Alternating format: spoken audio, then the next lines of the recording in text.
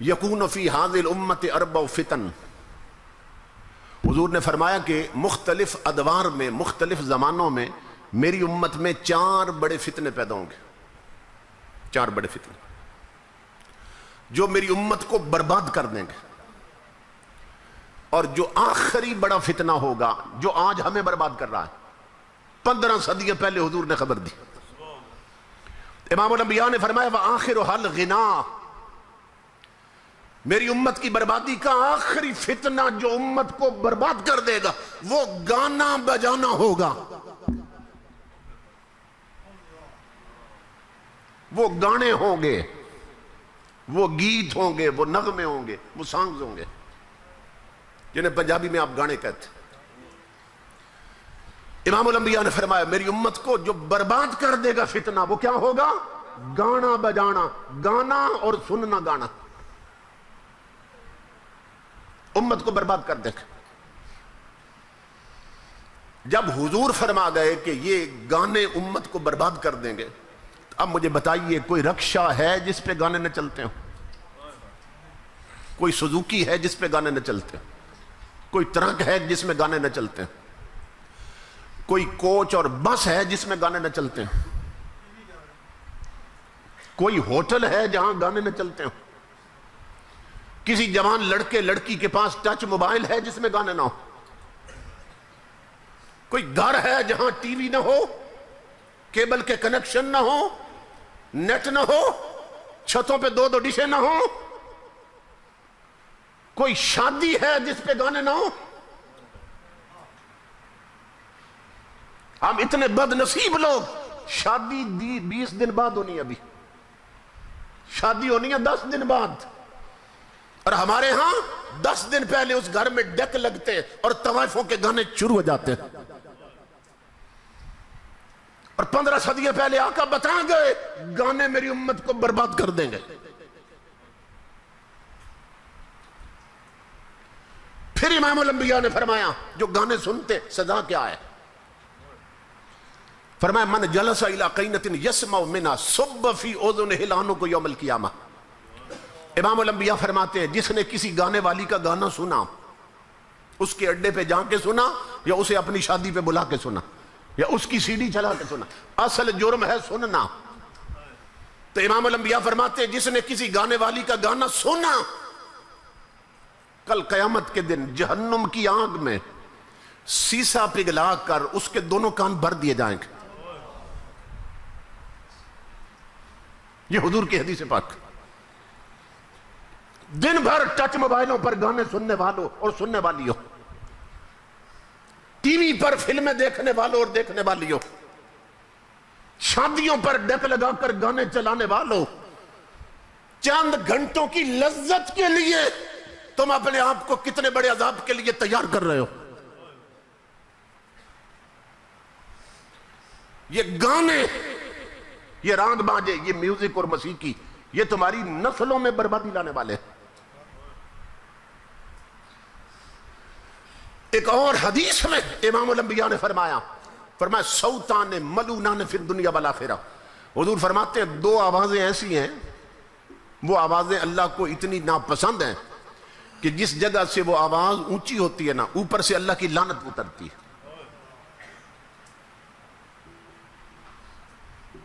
وہ آواز اللہ کو اتنی ناپسند، جہاں سے آواز اٹھتی ہے اللہ کی لعنت اتر جاتی ہے وہیں پہ، اور جو آواز بلند کرتا ہے اس پر لعنت اترتی ہے۔ صحابہ نے پوچھا آقا کون سی آوازیں ہیں؟ میں حدیثیں پڑھ رہا ہوں حضور علیہ السلام۔ امام الانبیاء نے فرمایا رنت عند مصیبت ومزمار عند نغمت وفی روایت عند نعمت۔ امام الانبیاء نے فرمایا جس گھر میں کوئی فوت ہو جائے، کسی کی موت ہو جائے، تو میت پر جب اونچی آواز میں عورتیں چیخنے چلانے لگ جاتی ہیں، پیٹنا تو اس سے بھی اگلا حرام کام ہے۔ جب میت پر عورتیں وین کرتی ہیں کہ باہر گلیوں میں ان کی آواز جاتی ہے، محلے کے غیر محرموں تک آواز جاتی، امام الانبیاء فرماتے ہیں اوپر سے اللہ کی لعنت اترتی۔ ماتم کرنا، میت پر پیٹنا، یہ تو اتنا بڑا حرام کام ہے۔ بخاری شریف جو ہماری تاریخ کی سب سے اتھینٹک کتاب ہے، نمبر 1 کتاب، اس میں حضور کی حدیث ہے، شروع ہی یہاں سے ہوتی ہے، فلیس منا من ضرب الخدود وشق الجیوب ودعا بدعوی الجاہلیہ، فرمایا جو میت پر پیٹے، ماتم کرے اور کپڑے پھاڑے میت پر، اور بین کرے، نوحے پڑے، مرثیے پڑے، وین کرے میت پر، تمہارے میرے نبی فرماتے ہیں اس بدبخت کا میری امت سے کوئی تعلق نہیں ہے۔ یہ چھوٹا سا گناہ نہیں ہے۔ اگر کوئی فوت ہو جائے تو جو رونا آتا ہے نا، آنکھوں میں آنسو آتے ہیں، اس پر کوئی پابندی نہیں ہے۔ جو بے اختیار رونا آتا ہے، شریعت میں اجازت ہے جو رونا آتا ہے بے اختیار، جو اختیار میں نہیں ہوتا، لیکن زبان کو پابند کر دیا شریعت، اس سے بین نہیں کر سکتے کہ غیر محرم تک آواز جائے، ہاتھوں کو روک دیا، اس سے پیٹ نہیں سکتے، یہ حرام کر دیا۔ کیوں؟ اس لیے کہ امام الانبیاء کے غلاموں اور میری ماں بہنوں بیٹیوں، عورت کی جو آواز ہے نا، آواز جس طرح اس کے چہرے کا اور جسم کا پردہ ہے، اسی طرح عورت کی آواز کا بھی پردہ ہے۔ آپ ایمان سے بتائیں، مسجد میں عورتیں آ کے آذان دے سکتی ہیں؟ حالانکہ اللہ کا نام ہی بلند کریں گی نا، اپنی طرف سے کوئی شے ایڈ تو نہیں کریں گی آذان میں، اللہ اکبر اللہ اکبر جیسے مرد پڑھتے ہیں اسی طرح پڑھیں گی نا، مگر شریعت نے عورتوں کو اجازت نہیں دی کہ مسجد میں آذان دیں۔ کیوں؟ اس کی آواز کا بھی پردہ ہے۔ حالانکہ آذان بہت بڑی عبادت، بہت بڑی عبادت ہے آذان دینا، مگر اللہ رب العزت آواز دے رہا ہے، اے میرے محبوب کی امت کی عورتوں، مجھے وہ اپنی عبادت بھی قبول نہیں جس میں تیرا پردہ خراب ہو جائے۔ اب تصور کریں، جو عورت خدا کا نام بلند نہیں کر سکتی کہ آواز غیروں تک جائے، وہ جب ڈھولکی کی تھاپ پہ گانے گائے گی تو شریعت پسند کرتی؟ وہ میت پر چیخے کہ غیروں تک آواز جائے، اس لیے حضور نے فرمایا اوپر سے لعنت اترتی ہے۔ اور نمبر 2، امام الانبیاء نے فرمایا جس گھر میں خوشی کا موقع ہو، بچے کی منگنی ہو، ولیمہ ہو، عقیقہ ہو، کوئی خوشی کا موقع ہو گھر میں، اور اس گھر میں گانے چلے، ڈول ڈمکے اور راگ باجے، ان کی آواز آئے، میوزک اور موسیقی کی آواز آئے، امام الانبیاء فرماتے اوپر سے اللہ کی لعنت اترتی ہے۔ اب مجھے بتائیے کہ جن گھروں میں شادی سے مہینہ پہلے، 10 دن پہلے ڈیک لگتے ہیں اور گانے چل جاتے ہیں، تو شادی کا دن آنے تک وہ بد نصیب کتنی لعنتیں سمیٹ چکے ہوتے ہیں،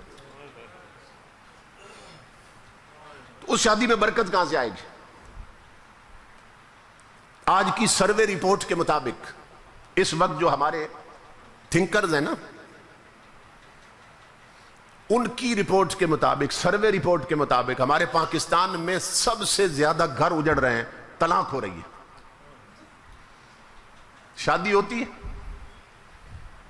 6 مہینے نہیں گزرتے، سال نہیں گزرتا، یا لڑکا طلاق دے دیتا ہے، یا لڑکی خلا کے لیے عدالت پہنچی ہوتی کہ اسے میری جان چھڑاؤ، میں نے نہیں رہنا۔ پھر چچا اور ماموں اور پھوپھیاں جو ہے نا، وہ ہاتھ ملتی ہیں، کہتی ہیں بڑا پیسہ خرچ کیا تھا، بڑی خوشی منائی تھی، مگر ان دونوں کی بنی نہیں آپس میں۔ پھر چچے اور ماموں کہتے ہیں اور پھوپھیاں کہتی ہیں بنی کوئی نہیں آپس میں، پتہ نہیں کیا ہوا۔ تو امام الانبیاء کے غلاموں، مدینے سے آواز آ رہی ہے، نادان، جب ان کی شادی ہو رہی تھی، تیرے گھر میں ڈھول بج رہے تھے، طوائفوں کے گانے چل رہے تھے، اس جوڑے کی شادی پر کیا تم نے اپنے رب سے بنا کے رکھی تھی جو اب ان کی بنے؟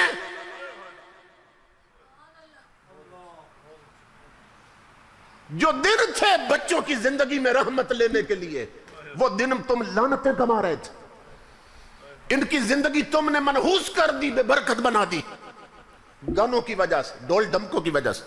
اب روتے ہو کہ بنی کوئی نہیں؟ اب سنو حضور کی حدیث، کیوں نہیں بنی؟ امام الانبیاء فرماتے ہیں الغناء ينبت النفاق فی القلب کما ينبت الماء الزرع۔ آقا فرماتے ہیں یہ جو گانے ہیں، گانے یہ دلوں میں اس طرح کھوٹ، منافقت اور نفرت پیدا کرتے ہیں جس طرح پانی سے کھیتی اگتی ہے۔ آپ تصور کریں، آج ہوٹلوں پہ بات ہو رہی ہے، آج گھروں میں بات ہو رہی ہے، ہر کوئی محسوس کر رہا ہے، کہتے ہیں جی خون سفید کیوں ہو گئے، دوستوں میں خلوص نہیں رہا، بھائیوں میں وفا نہیں رہی، بندہ بندے کا ویری بن گیا ہے، دشمن ہو گیا، پتہ نہیں محبت کیوں نکل گئی دلوں سے۔ مدینے سے آواز آ رہی ہے، نادان 15 صدیاں پہلے میں نے تجھے وجہ بتا دی تھی کہ جس سوسائٹی معاشرے اور گھروں میں گانے ہوں ان کے دلوں میں منافقت بھر جاتی، کھوٹ آتا ہے دلوں میں۔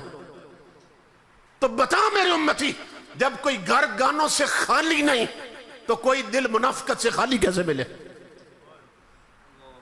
یہ نتیجہ ہے گانوں کا۔ اور افسوس یہ ہے امام الانبیاء کے غلاموں، جو ملک بنا کلمے کے نام پر، سوائے مدنی چینل کے 150 چینل ہمارے ملک میں 24 گھنٹے بے حیائی پھیلا رہا ہے۔ جو چینل لگاؤ گانے ہیں، ڈانس ہے، فلمیں، ڈرامے، بے حیائی کے منظر ہے جو پوری قوم کو برباد کر رہے ہیں۔ گاڑیاں جنہیں اللہ نے گاڑیاں دی ہیں، کاریں دی ہیں، ان میں انہوں نے گانوں کی سی ڈیز رکھی ہوئی ہیں۔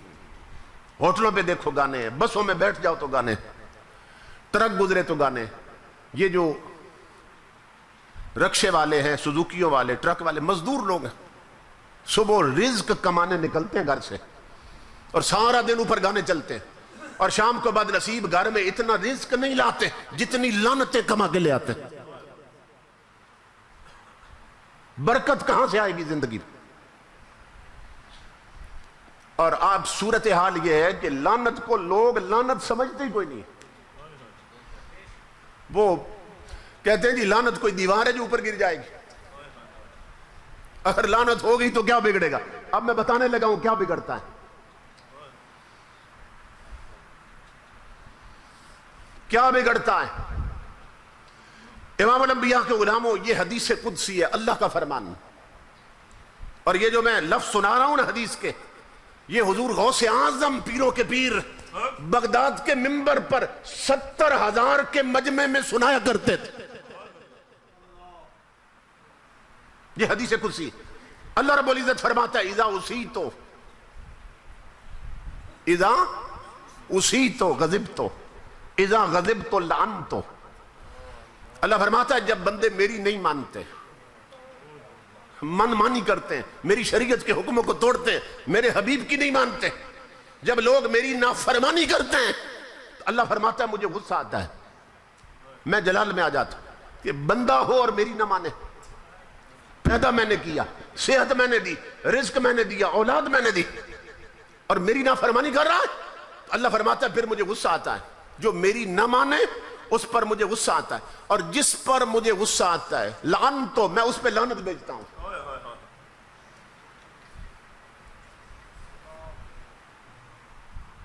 اب میں بتانے لگا ہوں لعنت کہاں تک چلتی ہے۔ اللہ رب العزت فرما رہا میں لعنت بھیجتا ہوں، لعنت والے کام کرنوں پر میں لعنت بھیجتا ہوں۔ تو لعنت کہاں تک چلتی ہے؟ فرمایا ان اللعنت منی تبلغ السابع من الولد، میری لعنت اترتی اس ایک بدبخت پہ مگر 7 پشتوں تک چلتی رہتی ہے۔ تو شادیوں پہ گانے بجانے والوں اور ڈانس کروانے والوں اور ویڈیو اور فلمیں بنوانے والوں، شریعت کے خلاف کام کرنے والوں، تم صرف اپنی ذات نہیں اپنی 7 پشتوں کو برباد کر رہے ہو۔ یہ اللہ کا فرمان ہے جو میں سنا رہا ہوں، اور غوث اعظم بیان فرماتے تھے یہ 7 پشتوں تک چلتی۔ امام الانبیاء کے غلاموں، اب اس کے اپوزٹ، اس کے برعکس، قربان جاؤں اس کی رحمت پر، اب یہ بتایا کہ لعنت کہاں تک چلتی، اب فرما رہا ہے اللہ رب العزت جو میری مان لے پھر میں کیا کرتا ہوں، نہ ماننے والوں پر تو لعنت بھیجتا ہوں۔ فرمایا جو میری مان لے اور میرے حبیب کی مان لے، اذا اتیتو ردیتو اذا ردیتو بارکتو، جو میری اور میرے حبیب کی مان لے میں اس پر خوش ہو جاتا ہوں، جس پر خوش ہو جاؤں اس پر اپنی رحمتیں نچھاور کر دیتا ہوں، اس پر اپنی رحمتیں وار دیتا ہوں۔ اب آگے میں پڑھنے لگا ہوں حدیث قدسی کے لفظ، اب اللہ بتا رہا ہے میری رحمت کہاں تک چلتی ہے. لعنت والے کام کرنے والے جب ان پر لعنت اترتی ہے نا، اللہ نے حد کیا بتائی ہے؟ 7 پشتیں. حد بتا دی، 7 پشتوں تک لعنت چلتی ہے. لیکن اگر کوئی میری مان لے اور رحمت والے کام کرے اور مجھے خوش کر لے، میرے حبیب کو خوش کر دے، فرمایا پھر رحمت اتارتا ہوں اور برکت اتارتا ہوں. مولا برکت کہاں تک چلتی ہے؟ فرمایا لیس لبرکتی نہایا، لعنت کی حد ہوتی ہے، برکت کی کوئی حد نہیں رہتی ہے.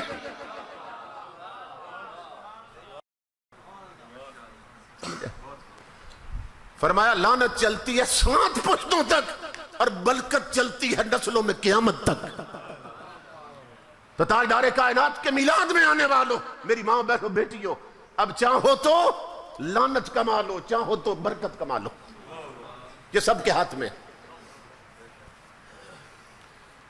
آج گھروں میں نحوست ہے، برکت نہیں رہی. آج اولاد ماں باپ کی نافرمان ہو گئی، پڑوسی پڑوسی کے جھگڑے، ساس بہو کے جھگڑے، بھائیوں بھائیوں کے جھگڑے. یہ ساری بربادیاں اس لیے آئی ہیں کہ ہم نے تاجدار کائنات کی شریعت کی طرف پشت کر دی. اس لیے رخ کر لو حضور کی چوکھٹ کی طرف اور اندر سے باہر تک محمد عربی کے دین کے رنگ میں رنگے جاؤ. حیدرآباد دکن میں نا، جیسے ہمارے ہاں حیدرآباد سندھ ہے، حیدرآباد دکن انڈیا کا علاقہ، ہندوستان کا. تو وہاں ایک ہندو عورت تقریر کر رہی تھی. ہندو عورت تقریر کر رہی تھی تو جب آپ جانتے ہیں عورت تقریر کرے تو پھر مسلمان تو جمع ہوتے ہیں وہاں پہ اور جوان زیادہ جمع ہو جاتے ہیں. پھر سٹیج کے ارد گرد سب مسلمان جوان کھڑے ہوئے تھے.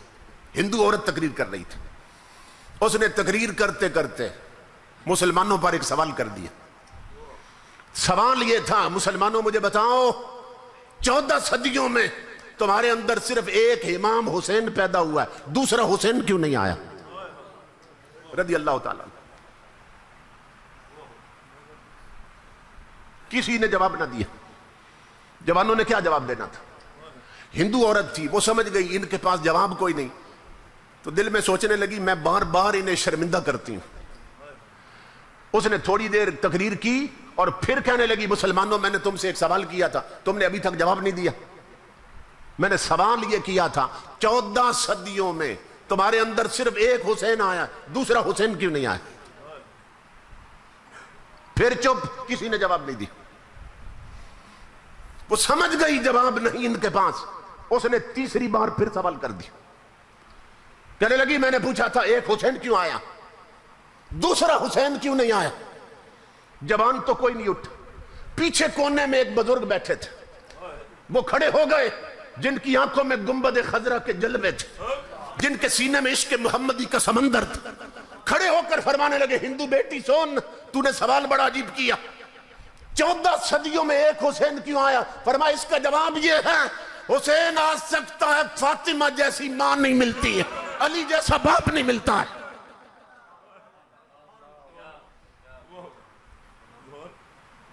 نہ آج فاطمہ جیسی ماں رہی، نہ علی جیسا باپ. حسین کہاں سے ملے، حسن کہاں سے ملے؟ میری ماں بہنوں بیٹیوں، میرا پیغام ہے اگر مائیں ٹی وی پر انڈیا کی فلمیں دیکھیں، باپ بازاروں میں آوارہ گردی کریں تو پیدا ہونے والے بچے ڈسکو ڈانسر بنتے ہیں، رب رسول کے باغی بنتے ہیں.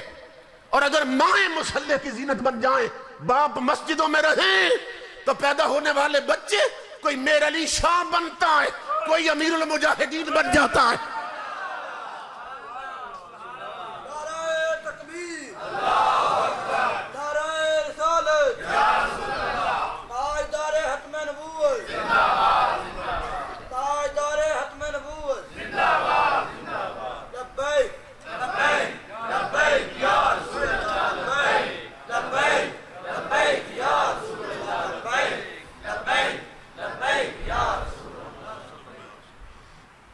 کیونکہ ماؤں کا یہ رنگ اولاد پہ چڑھتا ہے، ماں جیسا رنگ چڑھا دے.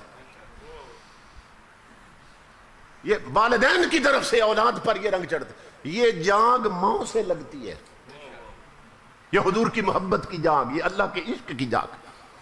مائیں اگر تہجد گزار بن جائیں اور پرہیزگار تو پھر بچے ایسے پیدا ہوتے ہیں.